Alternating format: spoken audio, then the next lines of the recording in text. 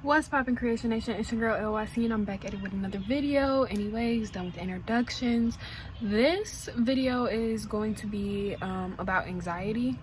I was diagnosed with G.A.D, general anxiety disorder, and I was diagnosed with it in January of 2020. Hi baby. Hiya. Get the frame. I'm currently editing this video right now, and what the fuck? Cheeky tupa tupa tu. Okay, getting so big, y'all. Okay. So I was diagnosed with G.A.D, general anxiety disorder, in January of 2020, and it was a really bad roller coaster. I mean, I was going through a lot. My mom had a lot of expectations for me that I did not feel like I could meet. My ex had a lot of expectations for me that I did not feel like I could meet, and their expectations were colliding, which is why I felt like I couldn't meet anybody's expectations. Yeah, and so it got to the point where I didn't even know what was triggering my panic attacks. Like, I would be standing in the airport doing my job, and like my knees would give out and my chest would start hurting and I just couldn't breathe. I don't know what was triggering my anxiety attacks at all. They just happened, and it was too much. It was always just too much. But the point of this video, I'm gonna give you, I don't know how many reasons, because this is gonna come off the top of my head, but I'm gonna give you, I said reasons, I don't know how many ways, but this is coming off the top of my head. I'm gonna give you a set amount of ways to get over your anxiety. Number one would be to distance yourself from the offender or the offending thing. Whatever is causing you a lot of anxiety, you need to step back from it. You need to step away from it so that you can properly process your emotions in regards to it, in order for you to not feel so anxious around it anymore. That would be tip number one. And what I mean by that is, like, say your parent gives you a lot of anxiety because they want you to be a doctor and you want to be a nurse. You would take a little bit of time away from talking to your parents, especially about that subject. Doctors and nurses do not need to be discussed at all. The only reason you speak to those people are for needs and the occasional wants, but never in regards to the subject that is bringing you the anxiety. And basically what that's going to do is it's going to give your brain enough time to process. You know, it's going to give you enough time to process your emotions in regards to that situation. It's going to give you enough time to process your thoughts, process anything internally you may need to process.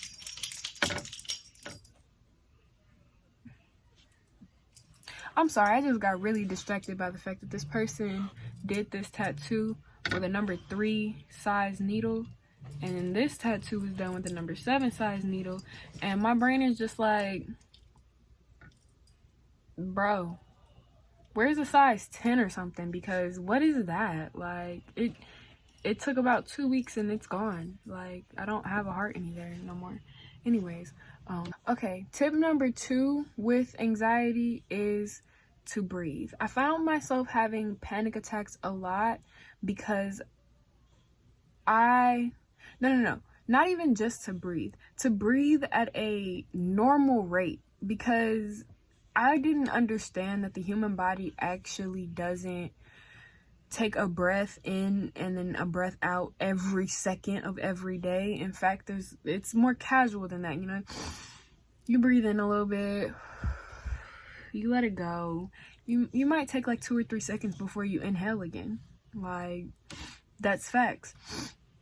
So I would do a lot of that causes you to hyperventilate. So you need to start taking, you need to breathe, but you need to breathe like more normally, you know? Like taking a deep breath and then just allowing yourself to settle and be and feel. And then if you still feel very hype, take another deep breath. Let that one out. Let your emotions process a little bit more. Let your feelings process a little bit more. Give yourself about 10 seconds in between each deep breath. That will actually help your anxiety. Whereas people sitting there like,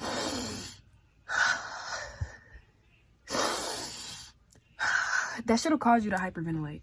And I'm aware of this because I used to do that to myself and I would hyperventilate. Tip number 3, only see a doctor if that is something you truly feel like you need to do. Do not go to a therapist because people told you therapy will save your life. Little girl, do not go to a doctor because they said a doctor will save your life. Because 9 times out of 10, whatever that doctor says to you might be things you've already been saying to yourself. And hearing those over again will only revalidate why you feel anxious, you know?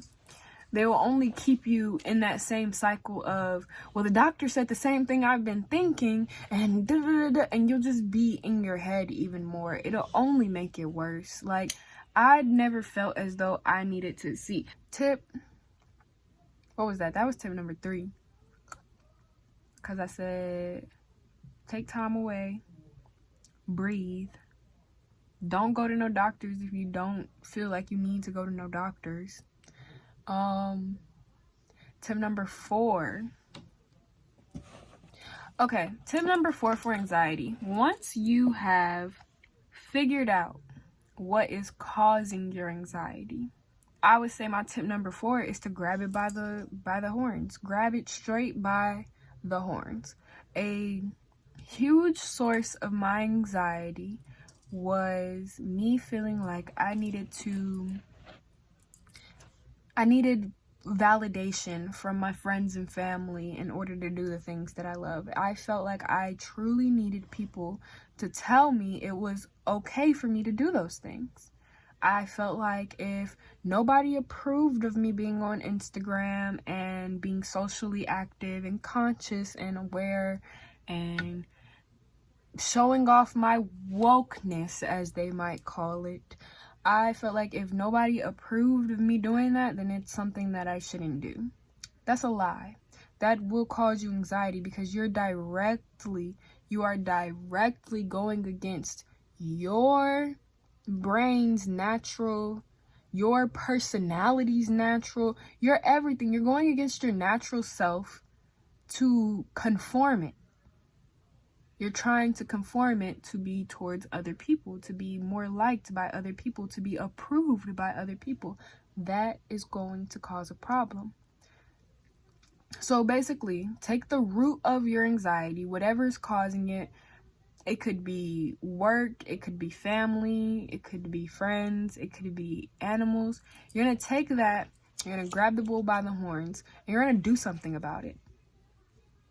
You got to do something about it.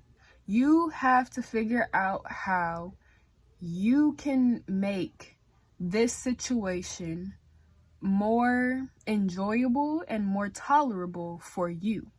Meaning, I will use my life for an example. I had a lot of anxiety because of the expectations my ex were putting onto me. Like I said, he had a lot of expectations for me that directly clashed with my expectations for life. See, I'm a very spiritual person and he is not. So I wanted to be spiritual. I wanted to do my spiritual thing and do my spiritual healing, and he did not like that. We clashed all the time. Grab the bull by the horns. He was the source. Well, he wasn't the source. He was part of the reason for my anxiety. So I made the big boy decision to dump him. And like, dump him. Like, you're on your own, dump him. Like, you got this, baby boy. You don't need my help, dump him, you know? Like, I got rid of my problem. And not saying that was my only problem. That was just a small source of the problem. But at the time, it was the one source I could control the most. So that's why I picked it. And that's leading me into tip number 5. 9 times out of 10, if you have anxiety, it's probably complex, meaning there's a whole bunch of things that are piling on top of each other to lead to this anxiety. If that is the case, that might not be the case for all. Some people literally may just have one source, but it's like really, really bad. If you have a more complex version of anxiety and you have a lot of situations that are giving you that anxiety, what you want to do is you want to list them out. I prefer to do everything visually. I'm a very visual person. So I have a lot of notebooks. I like poster boards and I like post-it notes. Poster boards and post-it notes specifically. List out all your issues, right? These are all the things giving me anxiety. List out the things that would literally make it, okay. So if post-it note A is what's giving you anxiety, this is what's giving you anxiety, then next to it, you want to add a list of things that would make this null and void, basically. So say your mom's expectations for you and how you dress are what's giving you anxiety, and feeling like you always have to wear what she likes you to wear is giving you anxiety. Well, a list of solutions that can help cure this would be maybe only wearing what your mother wants you to wear when you're around her, but wearing what you want to wear when you're by yourself. Maybe it's blocking your mom on social media so that you can post the things that you want to post. Maybe it's making a Finstagram so that you can do what you want to do and your mom doesn't have anything to say about it. Like, list all the possible solutions to this anxiety problem you're having, and do that for all of your anxiety problems. And then whichever problem has the most reasonable solutions, the solutions that you can cure now, the solutions that you can enact in your life now, you're going to do that first. That's going to be your number one head honcho. So 9 times out of 10, this is going to be the least important relationship in your life. This is probably going to be it's not gonna seem like a big deal at the time, but eliminating a small source of anxiety will allow you to become more stable so that your brain can then in turn handle those larger sources of anxiety. You can't heal from something if you're constantly tacking on new problems in that area. So the only way to get back to the root of the problem is to eliminate all of the existing smaller problems that you can first. There will always be smaller problems that are tied into that bigger problem, but those are the ones that you really do want to keep around, because by analyzing those problems, you can then really find the root of your problem. Because yeah, the root might be, oh, when I was a kid, my mom used to always do this, this, and this to me, but that might not be the actual root, you know? Like, yes, your mom did that, and that to you, but how did that make you feel? Okay, and that made you feel that way because of what?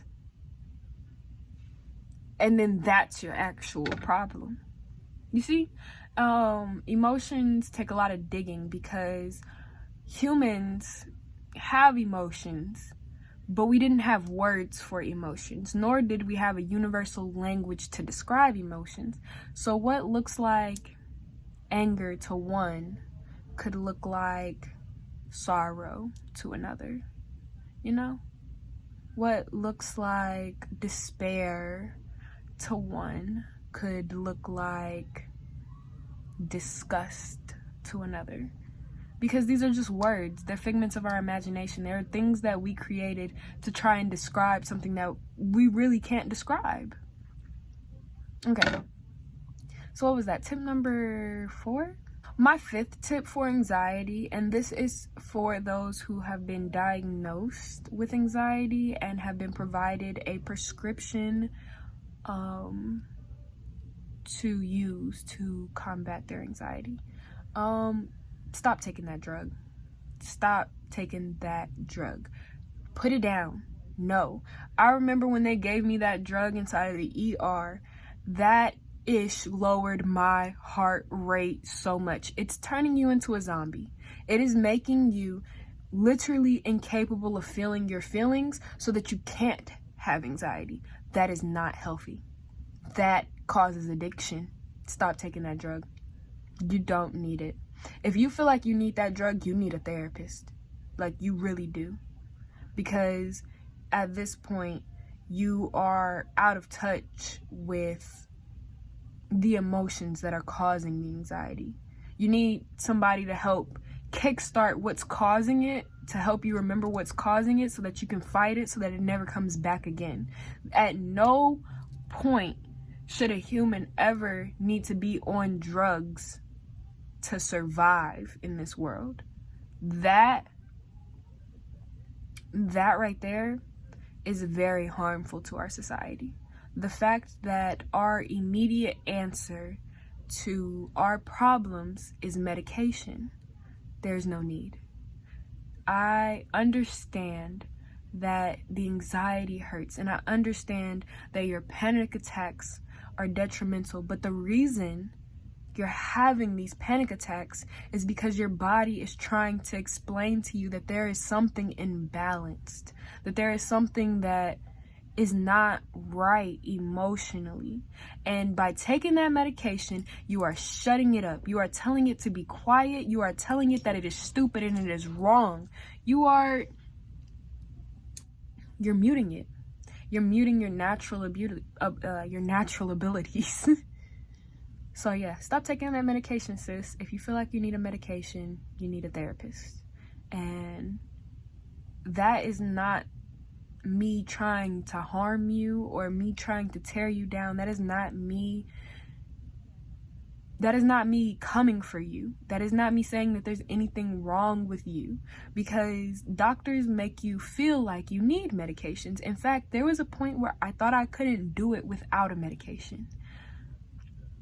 But God showed me that I would never need it. My house burnt down and so did my prescription. And it literally kept me from ever being able to go to a doctor and be like, hey, I got this diagnosis, give me that, like, because I never got a prescription filled. It's just not good for you, and I don't want to see any human feel self-reliant on a medication in order to feel human again, because in the end of the day, that medication is not going to make you feel like a human. And if you're taking it right now, please, I really want you to be honest with me. Do you feel in touch with yourself? Or do you feel like what most people who have ADHD and take ADHD medication do? Or do you feel like them? Because they tend to say that they feel like zombies. They tend to say that they feel like slaves. They tend to say that they feel out of control of their own body. They tend to say the same things that depressed people say.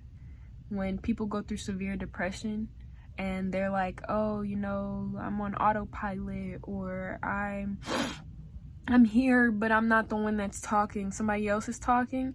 Yeah, that's people on ADHD medication. And I feel like that would probably, in turn, be people on anxiety medication after taking it for prolonged times. I only took a dose that was supposed to last me for like a couple hours, and my body went so calm. It was terrifying. like terrifying. So yeah, stop taking that medication, sis. I really want you to get better, and drugging your problems away will never make it better. It'll never make it better. I'm trying to think of more things that I did to help my anxiety. Let's see. First things first was I separated myself from my environment, because my environment was what was causing my anxiety. Second was I got really deep in my spiritual work, because when dealing with your root chakra and all of your energy centers in your body and whatnot, you also deal with issues such as anxiety and traumas and whatnot. And the whole point of balancing your root chakra is healing those kinds of issues, those kinds of spiritual issues. Like emotional issues, I equate those to spiritual issues. Physical issues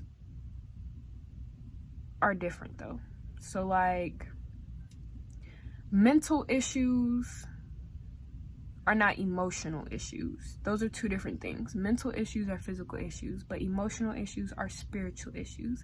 If it deals with your emotions, it deals with your spirit. So yeah, I did a lot of spiritual work, and then tip number 6, get a support animal, but not a dog. I wouldn't get a dog. I would get like a support cat, get a support ferret. It would be best to get a more self-reliant animal, because dogs, they take a lot of caring for. You have to physically be there for dogs, especially pit bulls. Pit bulls, they act like children. And if you're anxious, 9 times out of 10, you're hitting on depression as well. And both of those things kind of, they harm your ability to do for others, because you are so focused on doing for yourself. So you want to get a self-reliant support animal. I would say a cat, but ferrets are good too. This is because it won't need things like going out for walks. You really just have to wake up, put some food in the bowl, and chill, and then it comes and it loves you and it supports you. And those are very great. Those are very great for people with anxiety or depression, because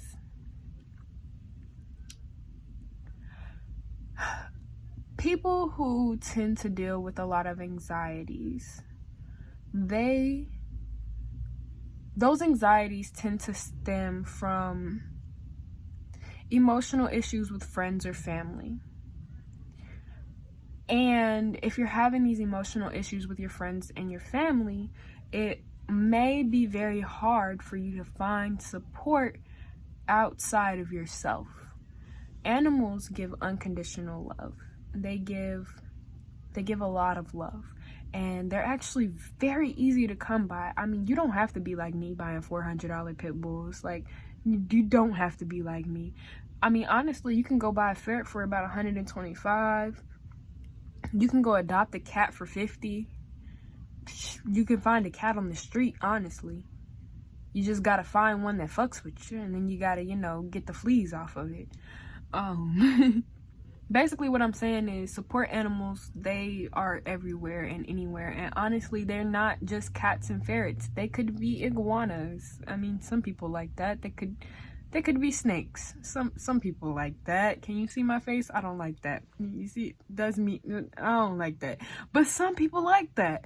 It could be anything. Get you a support animal. It will really help. And because you have anxiety, it's like, all you gotta do is get diagnosed with anxiety, like, by a doctor, and now you legally have a support animal, which means they can go on planes with you, they can go in stores with you, they can go everywhere with you. So if you want to get a little yapping ass dog and make it a support dog, by all means do so. I just don't recommend it for people who are depressed, because it can be very hard to care for that animal because they need walks, they need attention, they need bathroom breaks, they need all of that, and that can very much impede in you healing yourself. And it can even make you feel worse because at some point your brain is going to realize, like, damn, I'm not providing for this animal the way I should. I can barely provide for my fucking self. Damn, why would I do that? And those are thoughts you want to avoid, because I got my dog as a support animal, and she's very supporting. She is, but she's a lot of work. She's a lot of work. And between my depression and my anxiety, that wasn't a thinking move. I should have got the ferret. I should have got the ferret. Anyways, tip number 7. I told you to step away from the offending thing, the offending situation. But what I didn't say was take some time for yourself. And when I say yourself, I mean like legit yourself. Take some time to figure out the things you like to do, the things that calm you down, the things that hype you up. You need to know your triggers. You got to know your triggers. So in order to figure out your triggers, you need to take some time to yourself. You need to spend time bullshitting. You need to spend time having pointless conversations with people so that they can say pointless things to you that piss you off, so that you can realize, God damn, that's my fucking trigger. I don't like that. That shit is making me anxious. I suggest... So we're going to split this into step, 6 and 7? Yes, so step 6 is to take some time for yourself, and step 7 is to figure out your triggers. Taking time for yourself to watch a movie, decompress, pamper yourself, do your nails, sweet pea, brush your hair, guys. Take some time to just, I don't know, clean your house, do something that you find therapeutic. Because the best way to combat your anxiety when you don't know what's really causing it is to decompress. You need to decompress. You have to. Like, that's the best word for me to say, is like, you need to decompress. So if you spend every day, all day, going to that job that triggers you, and you never do anything to make you feel better, one day you're gonna have a panic attack at that job. It's bound to happen because you're not doing anything for you. And as far as finding your triggers, like I said, if you're not having these pointless conversations, if you're not interacting with people on social media for the hell of it, if you're not just living just simply because you're alive at some point, you'll never be able to see your invisible triggers, if that makes sense. People telling me how to do things that I've already been telling myself how to do, that shit triggers me. And I would have never known that if I hadn't had like a random conversation today with this guy and he tried to tell me about my business. I got mad, triggered. I'm like, oh, okay. Let me not have a panic attack. Let me not go the fuck off. Let me chill out. So yeah. I think I feel like we're gonna stop here. Is there anything else I could think to tell you all? You know what I hate? When you like look away from the camera, but like you can still see yourself, and then you be wondering if your reflection is looking at you, but you'll never know because the second you look at the camera, you looking at yourself anyway. So like, I hate that. I think yeah, so that's it for this this video. Make sure you give me a big like, comment, and subscribe. Please don't forget that. Right here are 2 videos for you. Right here is my face to subscribe. Down here are the little, or somewhere down here are the little buttons. I think it's right here are the little buttons. Watch me be wrong and it be right here. No, because my faces be right here. And my subscribe button be right here. Which means my engagement stuff is right here. I smart. Anyways, yeah, like, comment, subscribe, do all of that. And why should you? I don't fucking know. I hate all that. Yeah, that's it. Catch you in the next one. Do I want to tell y'all? Nah.